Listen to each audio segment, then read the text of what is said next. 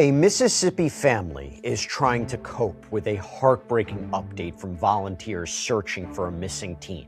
Searchers believe they found the body of 18-year-old Nolan Xavier Wells after he headed out on a boat trip with friends for July 4th and never came back.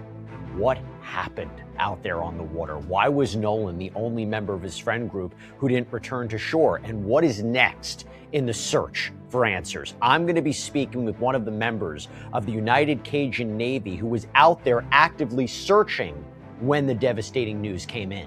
Welcome to Sidebar, presented by Law&Crime. I'm Jesse Weber. July 4th, Independence Day.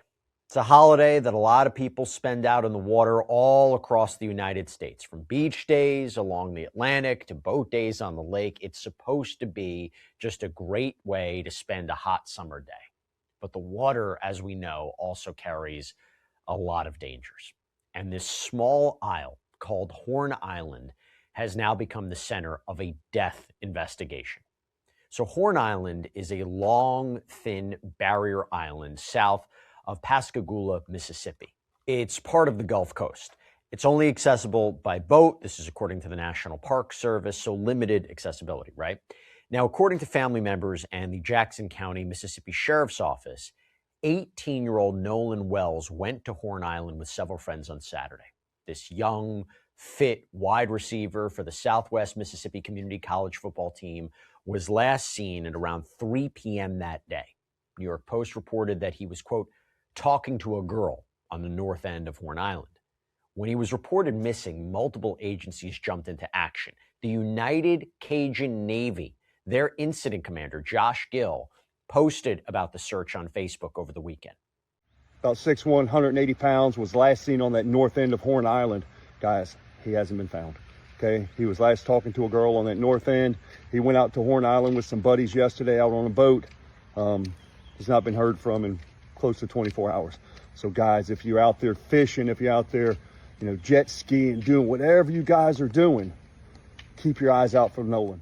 Now, I'm going to be speaking with the Cajun Navy's Vice President, Brian Trascher, in just a moment. I want to get a better sense of what the search was like because he was actively searching for Nolan when it's believed Nolan's body was found. Nolan's mom, Christine, got a hold of these photos that Nolan had apparently taken with friends aboard a boat the day that he went missing. She flooded social media with these photos, asking for anyone with information to get in touch with authorities. And it's unclear so far what Nolan's friends told law enforcement, told authorities when they reported they couldn't find him. But according to the sheriff's office, it was a park ranger that spotted a body at around 8:45 a.m. Monday morning. Authorities haven't officially released an identity. They're apparently still waiting for DNA test results, but media outlet WAPT in Jackson reported that the coroner said there's no reason to believe it's not Nolan. According to TMZ, the body was in the water near the northwest end of the island. WAPT also reports that an autopsy is planned for today, Tuesday, and we could learn a lot more once those results are released, but that could potentially be weeks from now. In the meantime, his family is just trying to come to grips with the fact that this happened, that this young man, a college sophomore known for showing off his skills in the football field with his whole life ahead of him, is now dead. Died during what was just supposed to be a day out on the water. And Christine confirmed this heartbreaking development in a Facebook post. Quote, I want to thank our family, friends, community, United Cajun Navy, local law enforcement, and everyone involved for all the love, support, resources over the last few days. His father, our family, friends, and I are absolutely devastated. Heartbroken for my sweet son who is always willing to cheer and uplift others. Nolan was a special soul. God took his time creating our son. I ask that you please give me and my family time to grieve. Southwest Mississippi Community College's president also released a statement saying, quote, the entire Southwest family is heartbroken as we mourn the tragic loss of Nolan Wells. Nolan was an exemplary student, athlete, friend, and teammate. We remember Nolan as a well-respected young man who was very popular among friends, faculty, and staff. We love Nolan, and he will be greatly missed in many ways. Our continued prayers will be with the Wells family now and in the days to come. At first, Christine had put out this message on Facebook saying that no GoFundMe had been set up yet, and that any pages that were set up, it was a scam. Unfortunately, we've seen this before in other cases, someone taking advantage of what is already a tragic situation. But since then, a friend did set up an official fundraiser. We're going to put a link to it in the episode notes if you want to contribute, donate, support in some way.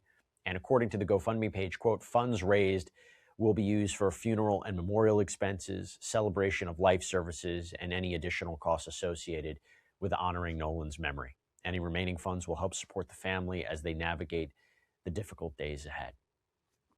How did we get here? What went wrong? What led to a young man losing his life? When Nolan disappeared, a lot of people jumped in to help with the search, including what's called the United Cajun Navy.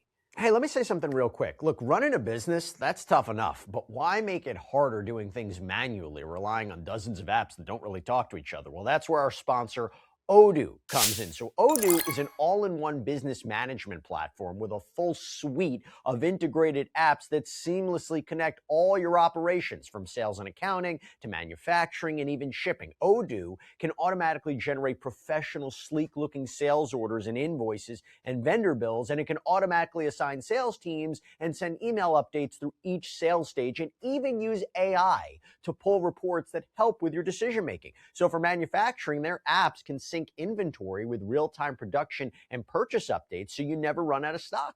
When it comes time for accounting, that is also fully automated. Odoo can create invoices, track expenses, and even summarize data with AI to save you hundreds of hours. You know what the best part is? You can choose your apps and even build custom workflows so it's all fully tailored to your business's needs. Take your business to the next level by consulting with an Odoo expert today for free at odoo.com/sidebar. When Nolan disappeared, a lot of people jumped in to help with the search, including what is called the United Cajun Navy. I want to welcome in Brian Trascher, Vice President of the Cajun Navy. He was part of this weekend search that, as we just talked about, came to such a tragic conclusion. Brian, thanks so much for coming on. I'm so sorry. You know, I know you're part of a lot of searches, and when something like this results, it's one thing for it to be incredibly difficult for the family and friends of Nolan, but I imagine for you as well, this is a tough time. And my understanding is that you were actually in the air above the island when the call came in that a body had been found. That's correct. Yeah, the on Sunday, the 5th of July, we had a rescue specialist and a drone operator go out on a boat, and they spent several hours out there on the island and around the island, and they were not successful in finding any clues. So that's when we decided to do aerial reconnaissance. So yesterday morning at first light, I went up in a single engine fixed wing aircraft and flew basically a grid around Horn Island, Ship Island, which are barrier islands just south of Biloxi and Pascagoula, Mississippi, down to Chandelier Islands, which is actually part of Louisiana, but just due south of those barrier islands, and looking for any kind of activity. And then, as we flew over the northwest tip of Horn Island, going back north, we noticed there was a couple of boats beached up on the beach that were not there before. And I could look down and I could see that something was going on. And then we made a circle around. By that time, a lot more law enforcement boats were showing up. And before you know it, they had, probably a dozen boats huddled up on the beach there. So we knew that they were setting up a command center.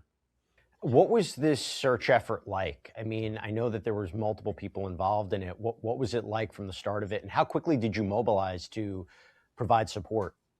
So I think we got the first call on the evening of the 4th of July when it was starting to, get dark, and Nolan nobody had heard from him, and he wasn't home.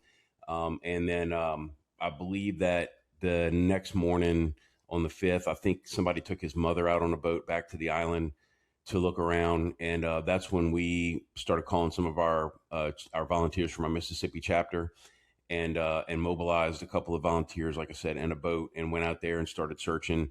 On the official side, you had, I think, the Jackson County Sheriff's Office. You had the Mississippi or the Marine Patrol. I'm not sure if they're a county or a state agency.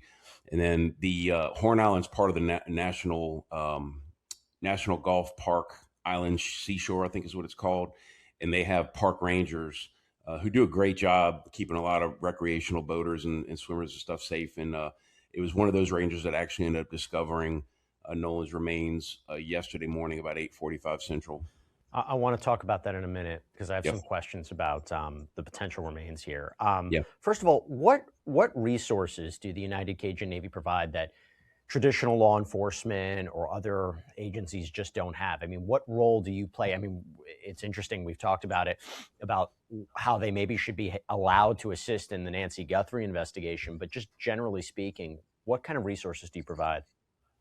We have a lot of the same type of resources that state and local law enforcement agencies will have when it comes to boats, aircraft, canine dogs, drones. The difference is that we can usually deploy them a lot faster, and that's usually only because we don't have as many sort of protocols and permissions, I'll say, to go through to make that call and to put the resources out there. Fortunately, because of the system where we have chapters in every state, we keep an active database of special skilled volunteers that are usually at the ready, and we can deploy them pretty quickly.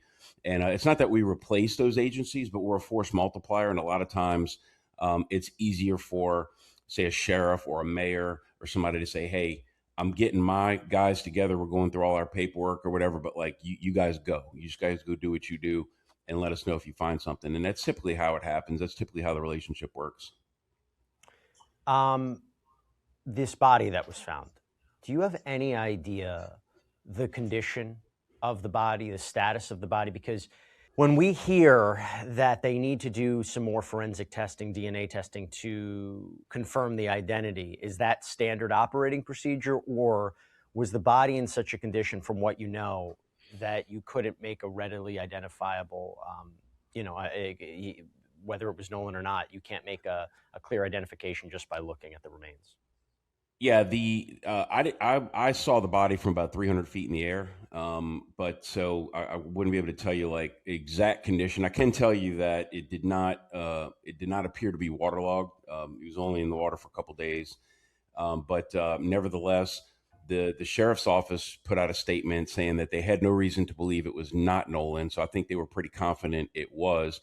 I think the reason for the delay in the official announcement is that I don't think the coroner can sign the death certificate until he gets DNA evidence proving it is who they're, the person they're saying is deceased, is actually them. So I think it's just a formality, to be honest with you. But I believe that the family or somebody in the family did identify Nolan, and because they put out their own statement acknowledging that it was his remains that were found and that he had in fact died. Just to clarify something, why wasn't the body spotted earlier? I think that I can tell you that I've started flying over the island, that part of the island where the body washed up, approximately 6:30 a.m. and I believe he was spotted by a park ranger at 8:45. My belief is that he just washed up within that time period because we were flying kind of a long grid north and south, and I think he just washed up, and park ranger just doing his normal runs in the morning. But also, too, given the situation, I'm sure they were a little more hyper aware and probably a little more head on a swivel on the island, knowing what happened and what was going on. But yeah, I was told that it was about 8:45 when a ranger spotted, called it in, because I did see a long line of emergency boats coming north. Heading southwest toward the northwest tip of the island. And I thought it was just originally, I thought it was just another search party going out, but I think they were actually responding to that call. By the way, can we clarify the timeline a little bit? So, did Nolan's friends report him missing while they were still at Horn Island, or did they have to come back? I mean, how long was he allegedly gone before authorities were notified? So the story which was told to me was that at approximately 3 p.m., his friend group that he had gone to the island with decided they were going to leave. They had to get back, and Nolan had started talking to. I was told it was a young female, Yeah. but he was talking to some other people. Had decided that, hey, I'm going to hang back. I can get a ride back with somebody else. he hangs out with this group all the time. They've been to this island together a bunch of times. It probably at the time didn't seem like a big deal to his friends to say, okay, you want to, go holler at that girl, and maybe if she'll give you a ride back, then that's cool. We'll see you when we get home. That's the way it was explained to me. Later on, when it got to be after dark and nobody had heard from him, but they also somehow or another his phone ended up staying on the boat that his friends were on. So they had his phone, so they brought it back to his mother. So he had no way of communicating unless he borrowed somebody's phone. But nevertheless, the sequence of events that transpired after approximately 3 p.m. to when he went into the water, that's what remains a mystery. The police might know. I'm sure they know a lot more detail than I do. That's just how much has been told to me so far. Based on your experience, do you have a theory as to what may have happened here? Yeah, I think that he either tried to swim out for some reason, either to try to get on a boat or to go, catch up with somebody or whatnot. And there was a pretty strong rip coming off that part of the island that day. And even though he's a really athletic kid, it was a strong rip. It would have been hard for anybody to maintain control, and he might have gotten carried out, and he may have drowned that way. Or, and again, I hate to even suggest anything that sounds like a conspiracy theory, but I'm just saying it's a possibility that he got on another boat and maybe MOB'd and drowned that way and then washed back up. He did not. My opinion is that when he went into the water, however he got into the water, he didn't go that far out before he drowned because of it only took like a couple of days for him to drift right back south to the tip of the island, same tip of the island where he was last seen. Had he gone a lot further out, he probably would have gotten sucked into the ship channel and pushed way further south toward the Chandelier Islands. And to be clear, I mean, nobody has indicated foul play, right? I mean, that could change, but you haven't heard anything to suggest foul play? Nobody except the Facebook detectives. Mm-hmm. It is interesting when you look at some of the photos. I don't see a life vest or anything like that. Is that something that stood out to you? A life vest on? You mean like when they were on the boat? Mm-hmm. Mm-hmm. Yeah. So if I'm not mistaken, state law says that if you're 14 years or older, you don't have to physically wear a life vest on a boat. You do have to have it out. You have to have it available and out in to where you can easily access it. But there's at their age, at 18 years old, there's no law that says they're required to wear a PFD while on a boat. In the pictures that I saw, I'm not even sure if the boat was moving, and if the boat's at anchor, there's definitely no law that says you have to have a PFD on. Right. Then, what was the weather like? Did that play a factor, you think? I think that the only thing about the weather that's of note is that it was extremely hot and the UV index was really high. So if those guys weren't drinking a lot of water, it could have been dehydrated, just, possible sunstroke. Could have just sort of, the sun can drain energy out of you.